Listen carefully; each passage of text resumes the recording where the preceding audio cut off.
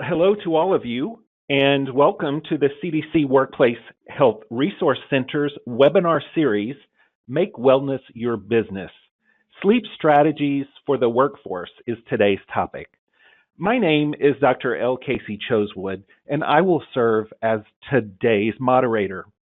The purpose of today's call is to discuss how sleep affects you and your workers' personal and professional well-being. We will discuss the benefits of sleep, the current challenges around getting enough sleep, and we'll share some existing sleep strategies and show you how the CDC Workplace Health Resource Center, which we'll also refer to today as the WHRC, is contributing to this critical topic, especially when it comes to the safety, health, and well-being of you and your workers. And now I'd like to introduce today's speakers. As I mentioned before, I'm Dr. Casey Chosewood, and I will serve as your moderator. I am the director of the Office for Total Worker Health at the National Institute for Occupational Safety and Health, and we're part of the Centers for Disease Control and Prevention. Our office leads the Total Worker Health program at NIOSH, and Total Worker Health is defined as the programs, practices, and policies that improve the safety and the quality of work for workers while advancing their overall safety, health, and well-being. We're very concerned about safe work, about healthier work design, certainly things like sleep and stress and aging and work and chronic diseases related to work are critical focus areas for us.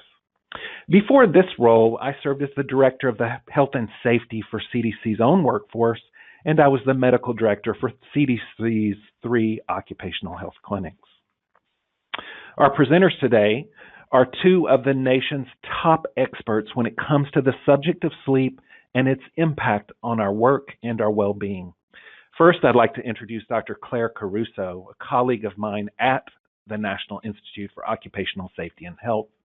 She's a subject matter expert on shift work, long work hours, and related workplace sleep and fatigue issues. Her Ph.D. from the University of Michigan focused on the health and safety risks associated with shift work and long work hours, and the underlying sleep and circadian rhythm research that provides evidence for this topic. Claire is also a registered nurse, which gives her additional personal insights into this issue. Today, regulatory agencies, labor, and industries cite her publications in their recommendations and in their position statements on working hours. She and her team have developed a number of online training programs for managers and workers, and these programs offer the latest evidence-based recommendations to both prevent and better manage the demands of long work hours and shift work.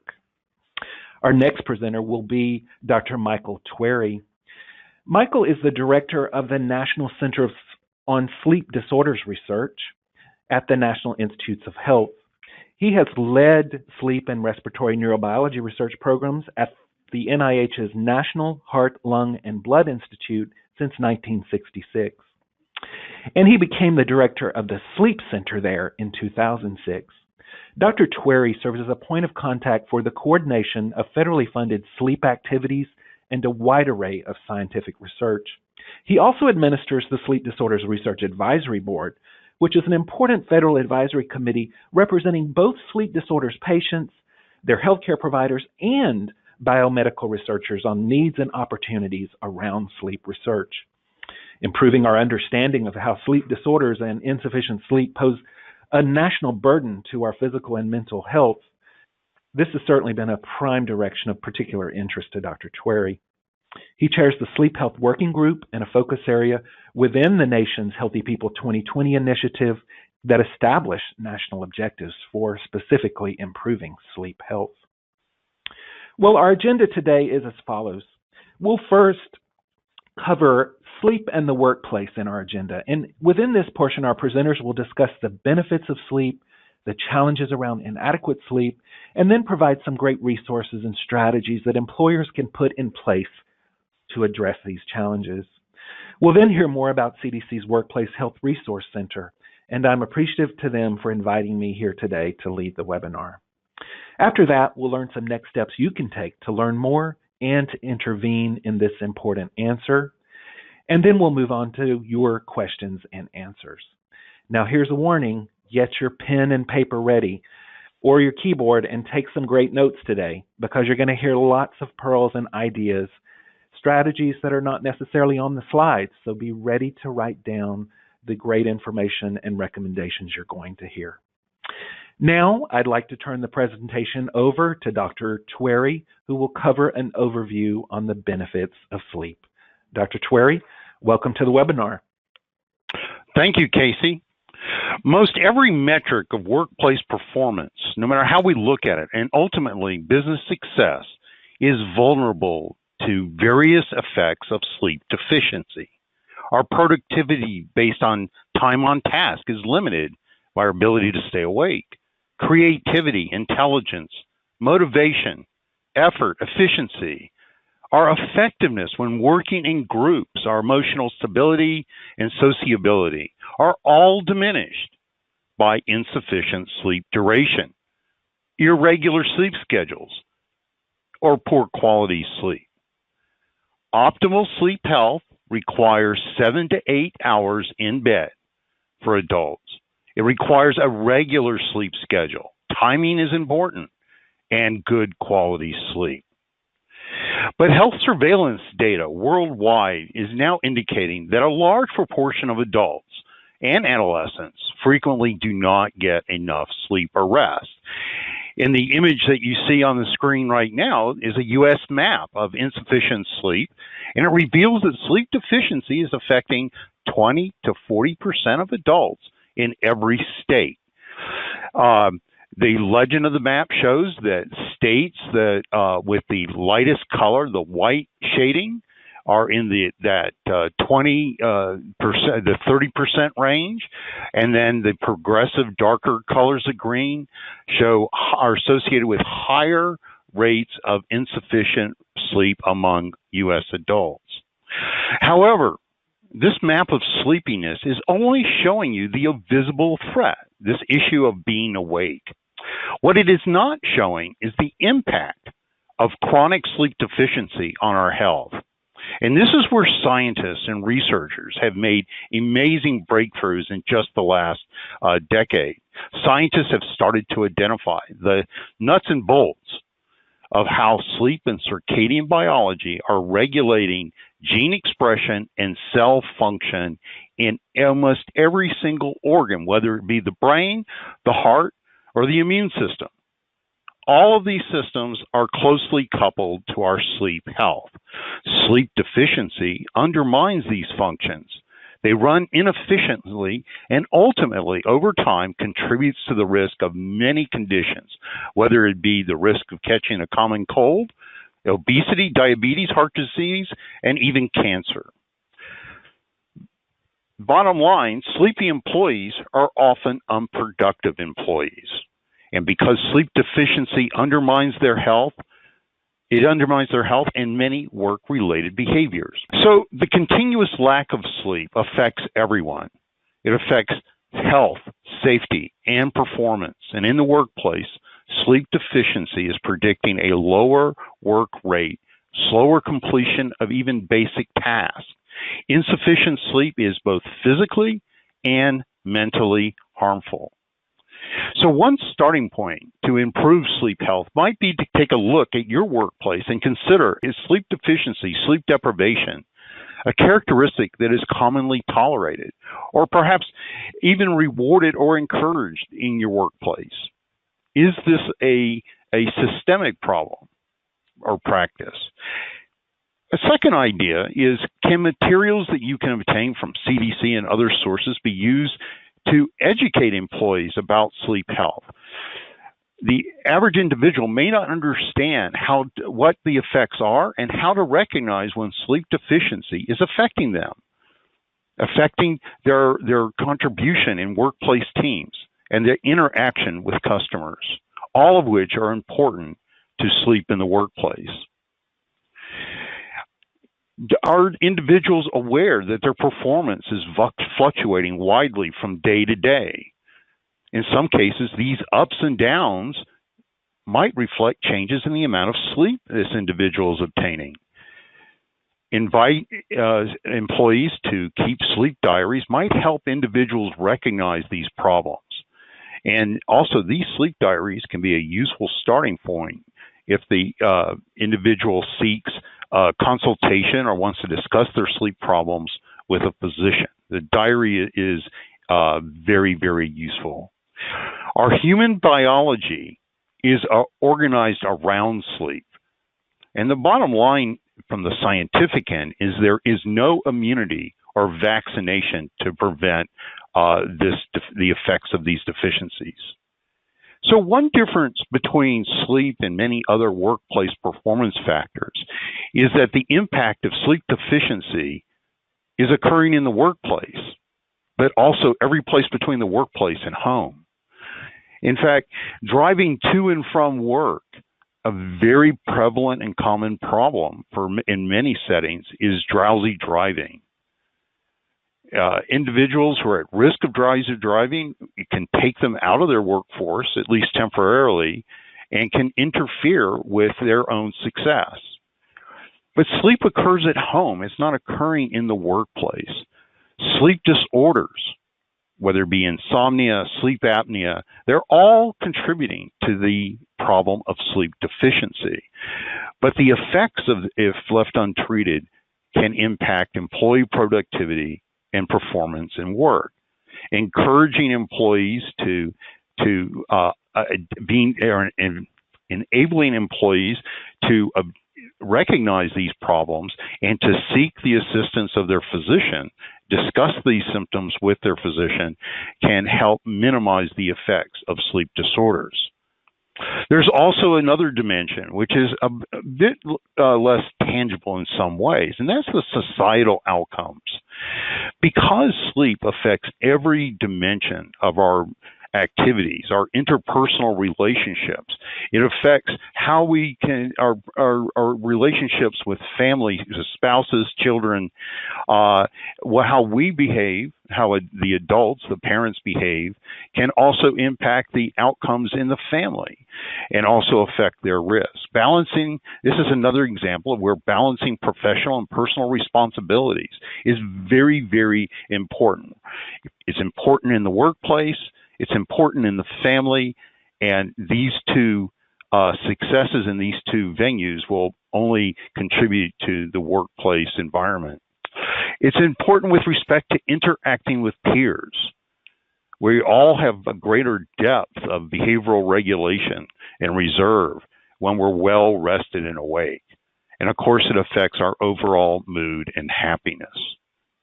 Now I'd like to turn the presentation over to Claire, who will discuss emerging technologies that employers can consider implementing. Claire? Thank you, Michael.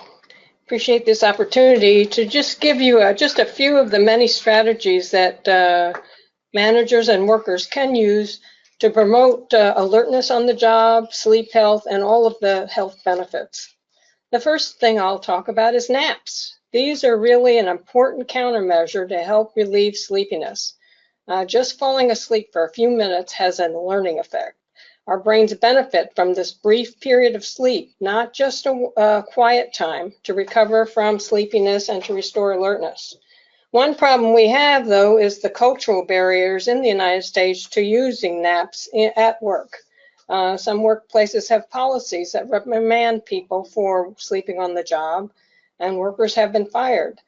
However, as managers begin to understand the strong science behind the usefulness of naps, this will probably change.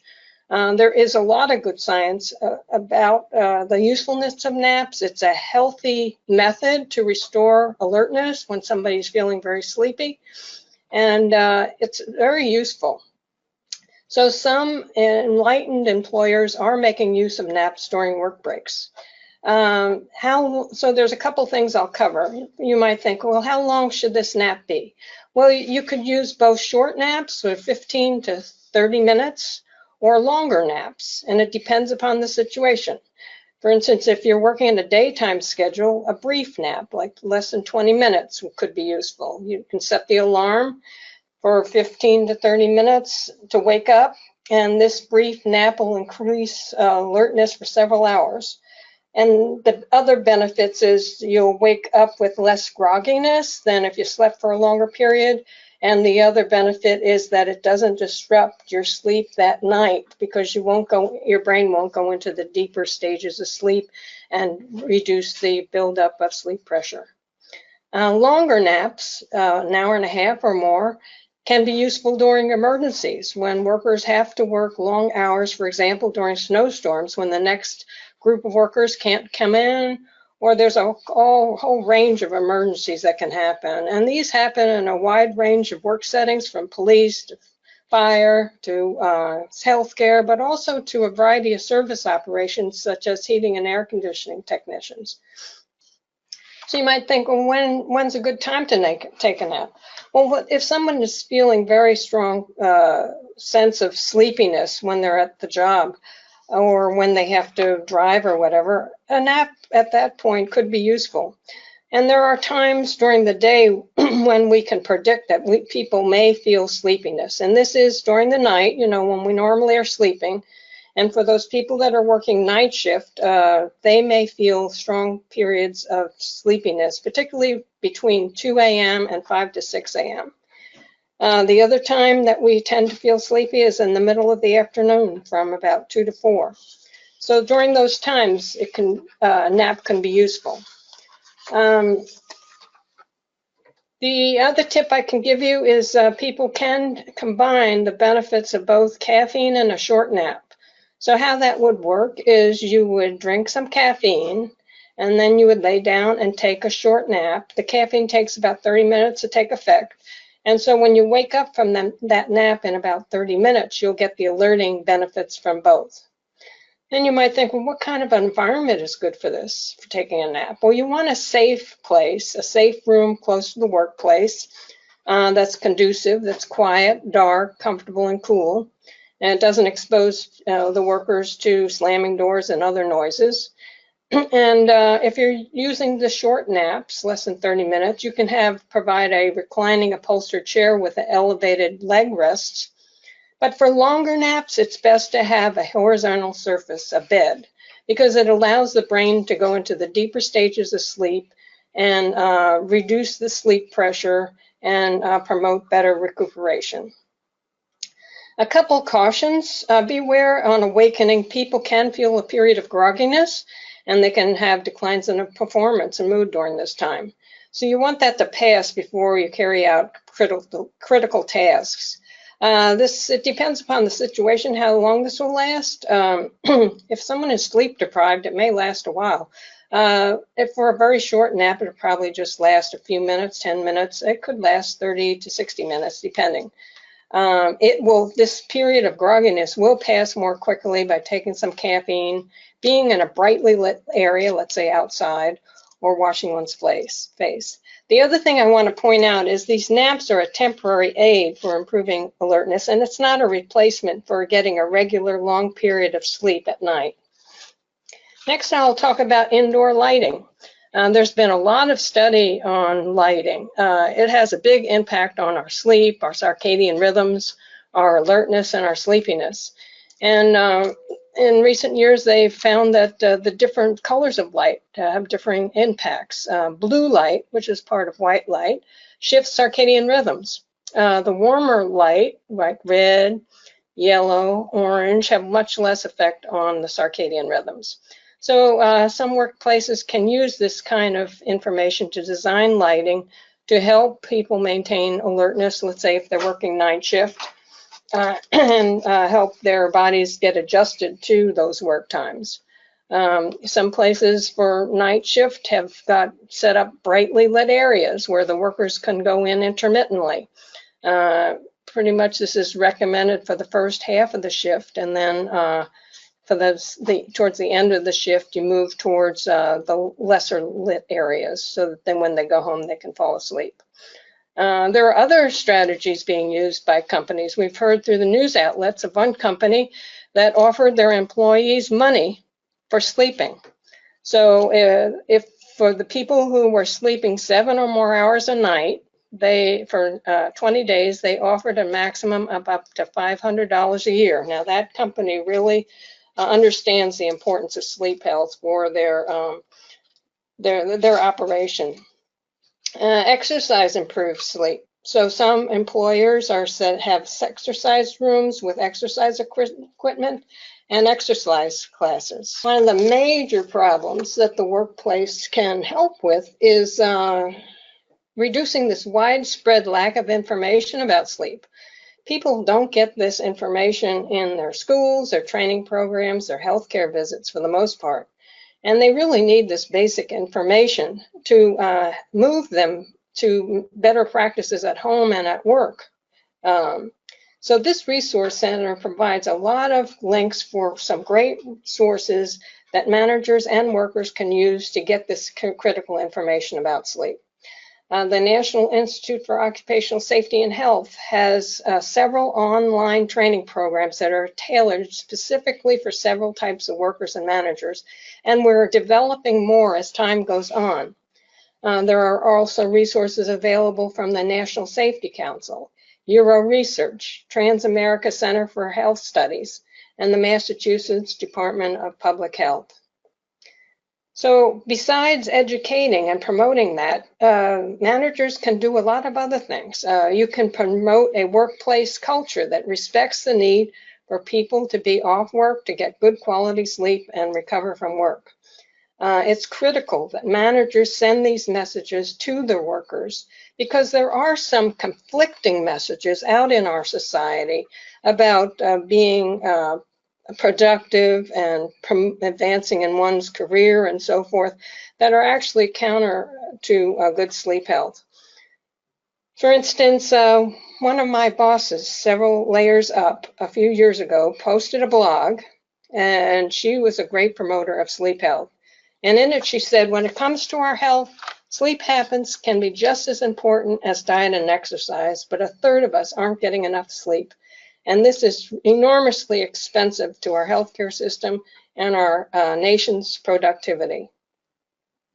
Managers can relay how they improved their sleep practice and how much better they feel and how they've seen their ability to cope with the challenges at work that these have improved. There's lots of other opportunities across the year to give these messages. During the flu shot season, managers can remind the workers to make sure they get sleep after their shot for several days. There's evidence that when people slept better after they got the shot, their levels of antibody were higher. The other times are during the spring. You know, we had that time change a couple weeks ago, and in the fall we have another time change. Well, that 1 hour change in the time we have to get to work and get up and go to sleep impacts some people for up to a week. And so this is another time when we can remind people about how to better adjust to these time changes, as well as if I'm doing fine, I have to remember that the other people around me may be having trouble. Another issue is on-call work. It's very difficult to be on call 24 hours a day and obtain good sleep health. So the workplace has to recognize this, and it's useful to set up the expectation that when people leave the job, they do not need to be responding to emails, phone calls, and so forth. Managers can tell their employees this during the meetings, and they can model the behavior they want seen, like they themselves will not respond to emails and so forth after their shift ends. Now, we understand this is a real challenge for global operations when your customers and coworkers across the globe are on a different time zone. But I think as managers understand the difficulties that this will cause for workers to try to respond 24 hours a day, 7 days a week, or whatever, people are smart. I think that they will create better ways of handling that. Job stress leads to insomnia and other sleep problems. So that's another issue that managers can work towards reducing, and that would be by creating a good psychological work environment. For instance, people are treated with dignity and respect. They're given resources to do their job. They're recognized for a job well done, and so forth. You can look at your policies, and some of these may be very relevant to sleep health. For instance, your shift lengths. You can consider setting limits on the length of the shift and overtime and hours per week. You can look at see if any policies encourage excessive overtime, and if there are some, you can modify them. You can explore flexible scheduling options, shorter shifts, and telework. Telework can be very helpful. It saves time that they don't have to commute and groom themselves to get ready for work. Next thing that could be looked at is the work schedules themselves, the design of the work schedules. It helps to give workers input into their schedule because they'll likely consider their own personal responsibilities and capabilities as they provide their input. Be cautious about using long hours per day. You have to remember that these extended hours prolong exposures to the workplace hazards such as noise, heat, and so forth. And by that extended hours, that may be exceeding the established permissible exposure limits. Also think about the work that's being done. Is it feasible to do that during a long shift? I mean, if work has very heavy physical demands, emotional demands, cognitive demands, and the pace of the work is fast, that could be pretty difficult. Next, I'll talk a little bit about 24-hour operations. Just have a couple tips. A lot more information is available on our resource with the Resource Center. Think about if you have a 24-hour operation, is that night shift the task that you're trying to accomplish? Is it really necessary to be done at night? Keep in mind that night shift is associated with increased risk for errors, injuries, and development of chronic illnesses. Now, we understand that there are certain types of work that we just cannot do without during the night. Some manufacturing processes, for instance, healthcare, police, fire, and so forth. But if some of the tasks are optional, consider moving those to the daytime hours. For your night shift operations, use the permanent night shift with caution. Some people really adjust to it well and they like it, but most people have difficulty. Be sure to give people adequate time off each day, at least 10 hours between shifts. If not, 11 or more is much better. Next, I'll move on to some good sleep practices for both employers and managers. These there's a lot of support for that these help improve sleep, and it's important to for people to use these to help themselves. So number one, create a very good sleep environment. You want to have a comfortable mattress and pillows. If you haven't replaced these in a number of years, consider doing that because they do get lumpy, wear out, and you'll wake up with aches and pains. The other thing is have it comfortably cool, very, very dark and quiet. It helps to go to sleep and get up about the same times every day, including your days off. These consistent sleep times help the brain understand when to be awake and when to be asleep. Get some exercise every day. People who report the best sleep tend to exercise vigorously, but even walking for 15 minutes or so can be helpful. Look at your caffeine intake. Stop that well before bedtime, at least 5 hours beforehand. And think about your own sensitivity. You may have to stop it well before that. Set a time to relax before bedtime, about an hour or more, and use this time to do only relaxing things. So don't use that time to plan your next exciting vacation or look at an action-packed film or whatever. Use this time for relaxing things. Lower the light levels. Stop using the devices with the backlit screens like our computers and our tablets and our phones.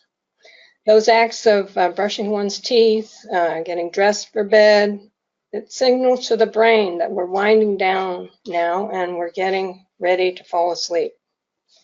Also, take care of the variety of things that can disturb sleep. If you've got a chronic illness, like that involves pain or respiratory symptoms, like from asthma or nose irritation, deal with that so you don't have those symptoms during the sleep. Unfortunately, the way our body works is the pain and respiratory system symptoms are more bothersome at night. Also deal with noise from traffic, barking dogs, and so forth.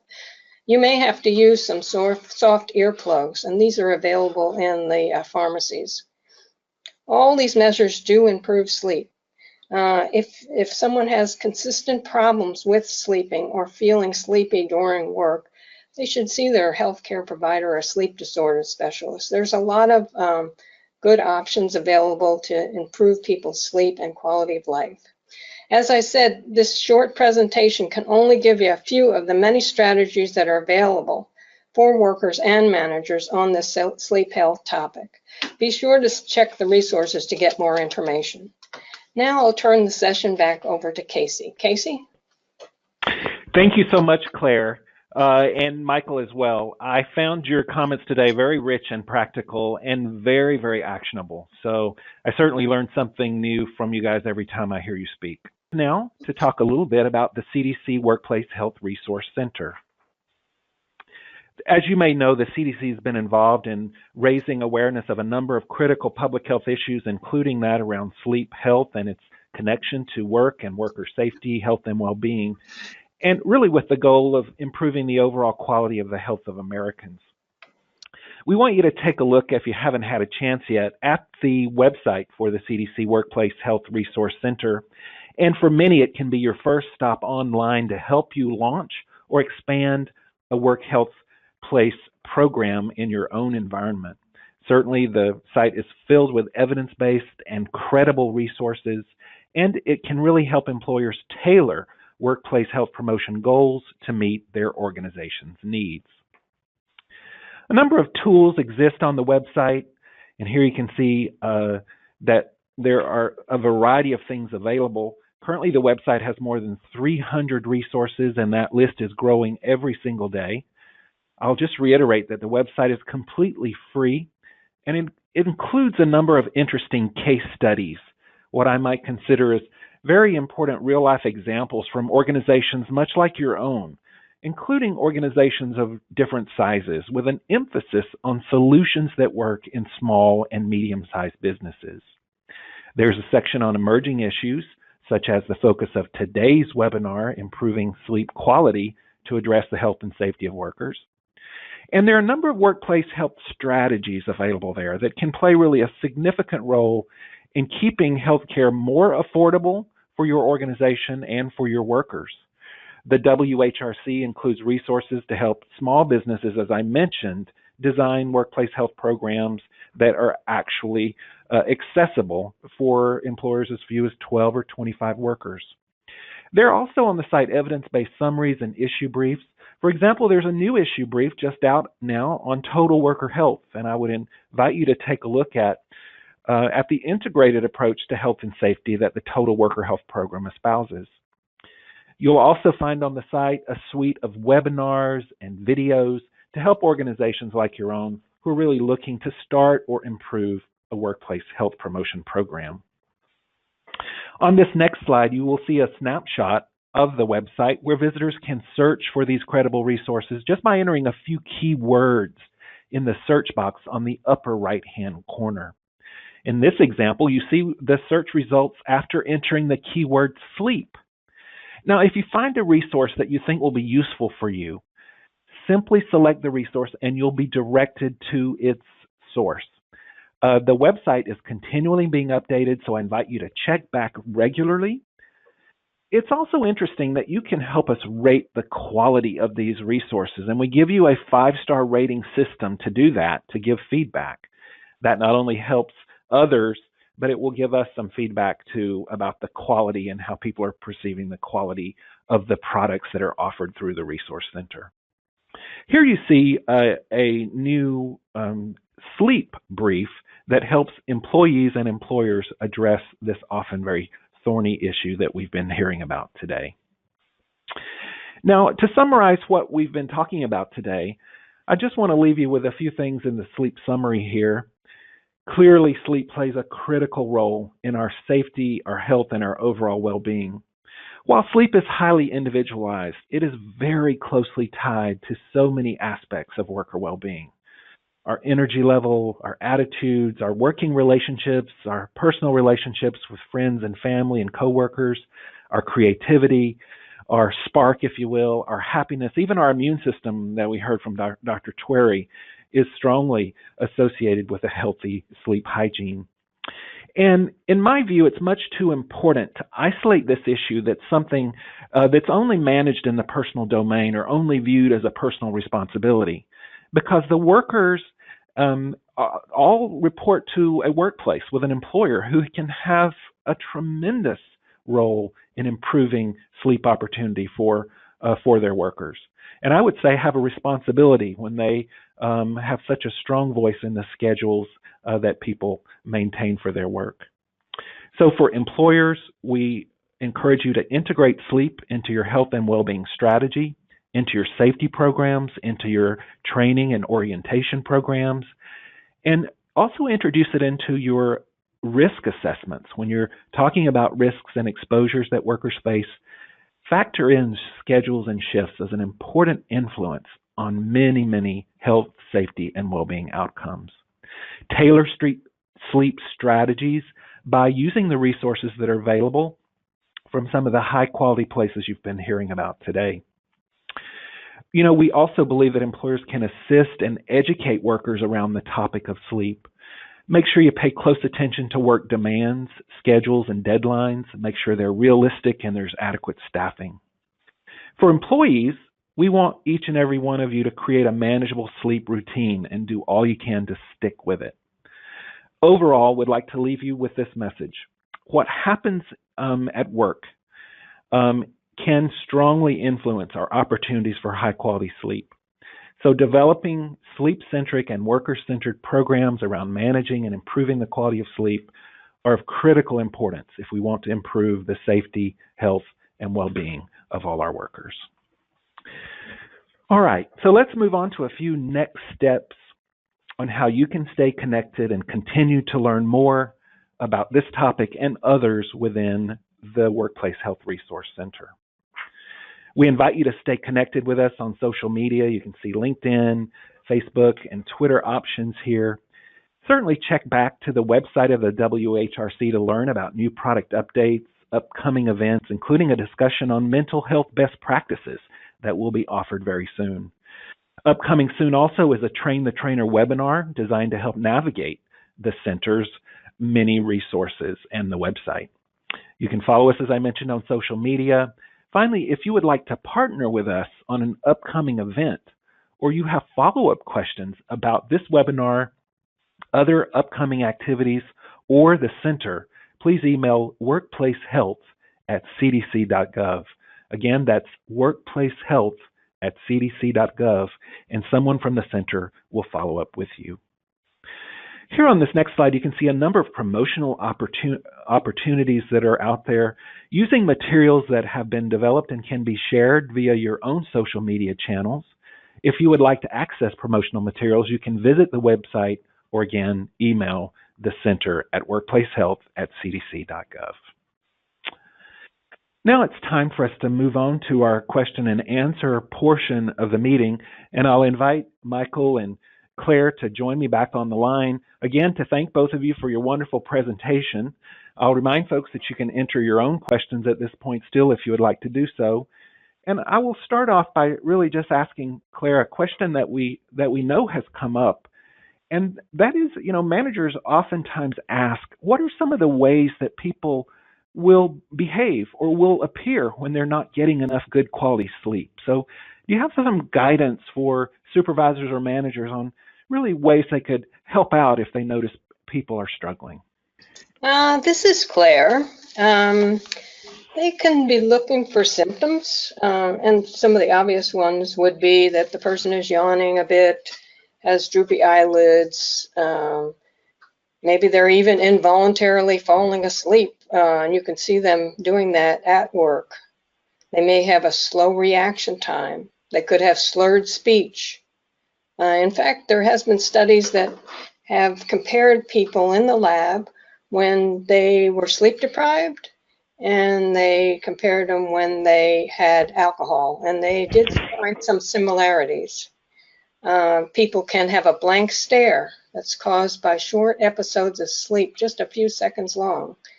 They could have mental signs, such as difficulty concentrating, difficulty remembering. Emotional signs, they could be more quiet or withdrawn than usual, lack of energy, motivation, don't care attitude. They can have inappropriate emotions, like they might giggle and laugh in serious situations.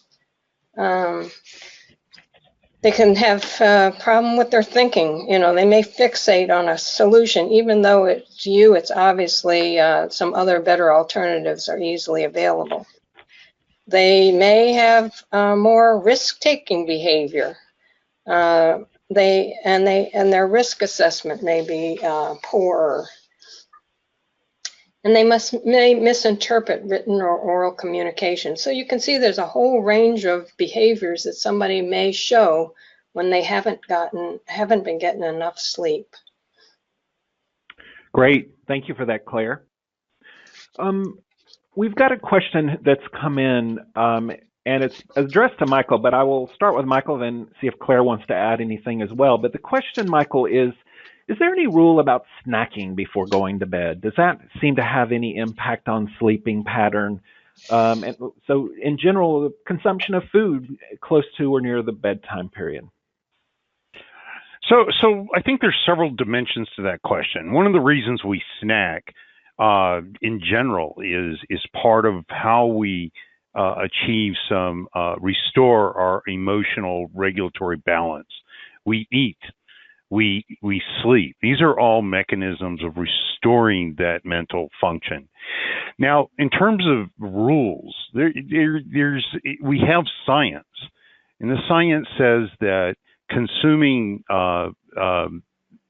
heavy carbohydrate loads and fats at a circadian inappropriate time of day is a problem, because if our bodies are preparing for sleep, the chemistry, the metabolism of our body is not prepared to properly, efficiently metabolize those incoming calories.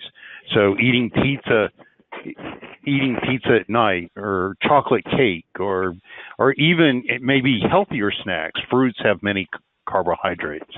And so the bottom line is research is showing that this late night snacking or eating at the wrong time of day does contribute to the risk of weight gain. And there are studies underway right now to develop dietary recommendations about, eating the correct when to eat during the day. Great. Thanks, Michael. Claire, anything you'd want to share? I guess the other point is that if somebody is hungry, that may make it difficult for them to fall asleep or stay asleep. So a very, very light snack is sometimes recommended, like a combination of a little protein and a little carbohydrate. Now, wouldn't be a big snack. It would be a small one. And also, if people are feeling hungry close to bedtime, maybe they should consider when they are eating. Maybe they need to adjust the times when they are eating their dinner and so forth. Great. Thank you both for that. We actually had a couple of questions that came in around this issue of eating and sleep, so I think you did a great job of addressing the other questions on this topic as well. We oftentimes hear, too, in the medical profession about people who eat too late or too much near their bedtime will get GI symptoms or gastroesophageal reflux. Oftentimes it can certainly impair the duration and quality of sleep. We've had a question come in about the Resource Center itself. First of all, is the Resource Center free? It absolutely is. There are no costs associated with use of the Resource Center. So really, regardless of the size of your budget, the center is suited for your business or your organization's opportunities to build or expand a healthy workplace culture. And also folks ask about some of the criteria for information to be included in the site. Well, there are a few standards, obviously, that CDC follows before posting this to assure its quality and credibility. First of all, the information that's featured has to be published within the last 10 years so that it's up to date. It has to be available and accessible to the public free of cost without a registration required to reach those resources that we link to. The resource has to be U.S. based currently, and it also has to be relevant to workplace health and factually accurate with appropriate citations and an evidence base. And all of the sites are vetted before becoming part of the Resource Center by a peer panel of experts in the field. So it gives you some information about how items are chosen for inclusion as a resource in the Workplace Center. Well, let's get back to a question about sleep. And this one specifically, Claire, is about policy language around naps. And there may be some examples out there. Is there a source you're aware of where policy language around naps exists? If not, it might be something that we could follow up with more information on the website later. Yeah, the NIOSH training for nurses on shift work and long work hours, it's an online training program that we developed and released a couple years ago. It has a whole module on naps, and it doesn't give you specific language, but it does tell you what things to consider when you're developing, you want to use naps in the workplace. So you might want to, for instance, consider how you're going to time the naps, how you're going to schedule people for the naps, how are you going to have enough staffing to cover the workload when people are napping. Are you going to have someone wake them up, or have them use an alarm, and if they don't return to the work site in appropriate time, have somebody check on them? So I'd like to refer you to that NIOSH training for nurses, that module 7 on naps, an important countermeasure for fatigue. Great, thank you for that. There is another question here that I will pose to you first, Michael, and then we'll see if Claire has anything to add. And that really is about this connection between blood circulation and sleep patterns and getting good quality sleep. Certainly, we know that a number of chronic conditions can impact sleep, and the lack of high quality and good sleep can predispose to certain chronic conditions. So if I could just ask for a few thoughts about this connection between sleep and chronic disease, and we'll start with you, Michael. Okay, so when we don't have a regular sleep schedule, either insufficient sleep duration, irregular timing of sleep, or poor quality sleep, all of these conditions are associated with abnormalities in our autonomic nervous system. This is the part of our nervous system that is coupled to mediating how we deal with stress. Stress hormones are secreted at the wrong time. And this type of response, if sustained, if this is a chronic condition, a chronic exposure, it appears to contribute to cardiovascular disease risk. Great, thank you for that. Yeah, stress is oftentimes this sort of central mediator for so many of the poor health outcomes associated with challenging work schedules and heavy work demands. Claire, anything you want to add to this connection between sleep and work and chronic disease? Yeah, there is a lot that could be said about it. I guess one thing I'd like to do is again refer people to the NIOSH training for nurses on shift work and long work hours. Module 3 covers the risks when people work these schedules, but also those risks also relate to people who don't have adequate sleep, because the theory is that these work schedules, shift work and long work hours, impact health and safety by disturbing sleep, circadian rhythms, and family and social life. So the common thread would be the disruption to sleep and circadian rhythms. But you can also, another thing, I guess, a brief thing that I could add is that when we're laying sleeping, it gives our heart a rest. To some extent, our blood pressure goes down, our heart rate goes down, and all of that, you can think would be beneficial. But then again, I'd like to refer people to Module 3 of the nurse training, because it can go into more depth on the various chronic health problems that can result from not getting adequate sleep. Great. Thank you for that, Claire. Yeah, having seen that training module, it's just really very, very rich with a lot of actionable recommendations. And the other thing, even though it's developed for nurses, it really is applicable to a wide number of workplace settings. So I echo that encouragement for folks to check out.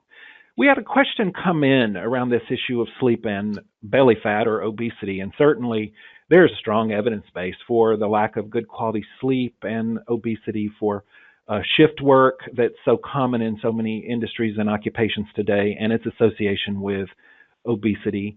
I'll ask you, Michael, any thoughts about this sort of connection between poor quality sleep or poor duration of sleep and obesity?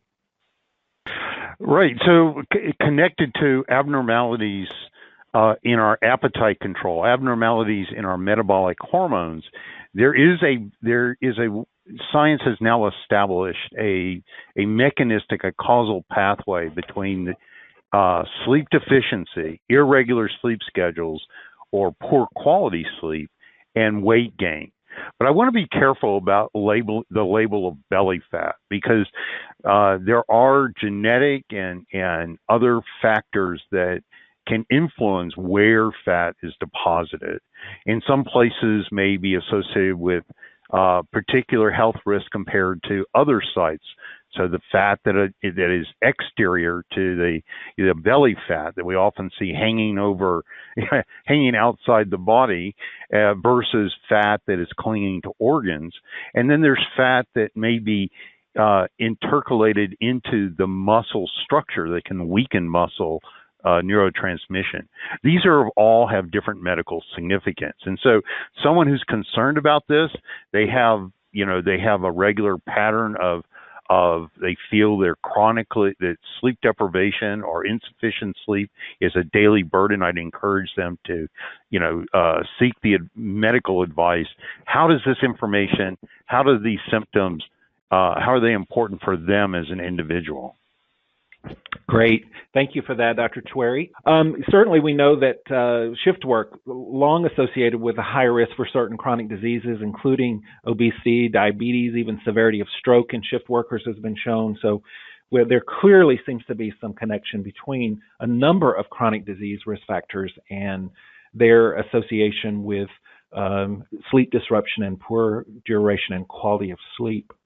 We have a question here really asking about how a company, specifically their wellness program leader, can go about getting advice on implementing a high quality sleep health program in their setting. And thank you for that. It's an opportunity for us to refer you back to some resources that are available both at NIH and the National Institute for Occupational Safety and Health, NIOSH, that our speakers both represent those organizations. I'll also refer you to the Workplace Health Resource Center as a very credible place for additional information as well. I mentioned some of the resources that are industry and organization specific on the NIOSH website really apply broadly to all workers more generally.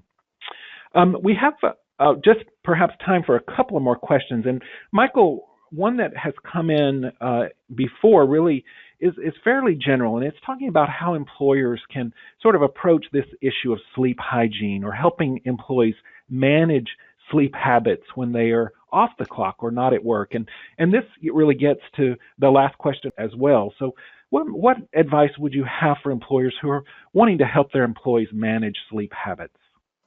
Casey, I think that there's an immense opportunity to fill basically a knowledge vacuum out there. There's a lot of things that people can see, one-off observations and reports in the media. But the reality is that the average person is not yet aware are familiar with, how sleep deficiency is affecting them. So there's a lot of materials on the CDC website. There's material on the NIH website to help close this information gap. This is a very low level, just providing information, connecting that information with perhaps with a discussion of the barriers and challenges to, that the company observes in the workplace, problems that in terms of whether it be performance and production, or whether it be customer service or the teamwork. Is sleep and just bringing the question up is a form of education and providing leadership in these areas. It's one place to get started. It's very low-hanging fruit, and we would certainly encourage that. Anyone who feels that insufficient sleep is a regular daily problem for them, please, can they be, have the option, the encouragement to, obtain that medical consultation. If they have a sleep disorder, it can be treated. Great, thanks. And in many ways, that was a wonderful summary for us to end our day together today. Claire, I'll give you one more opportunity if there's any final remarks you'd like to make to our panel and our attendees today. Yeah, I think one thing about the sleep topic is if people haven't been getting enough sleep, once they do, I don't believe they'll want to go back to their previous life. It makes such a big difference in the quality of your life, how you feel, how your health is. It's really a journey that is well worth it. And there's a lot of great resources to help people start that journey. Thank you. Great. Again, my thanks to all of you and the people at the Workplace Health Resource Center for inviting me to be your moderator today. This is all the time we have for. Thanks again to Dr. Michael Twerry and Dr. Claire Caruso. And on behalf of the CDC Workplace Health Resource Center and the NIOSH Office for Total Worker Health, I'm Dr. Casey Chosewood. Stay safe and well. And hey, guys, get some sleep. Good day.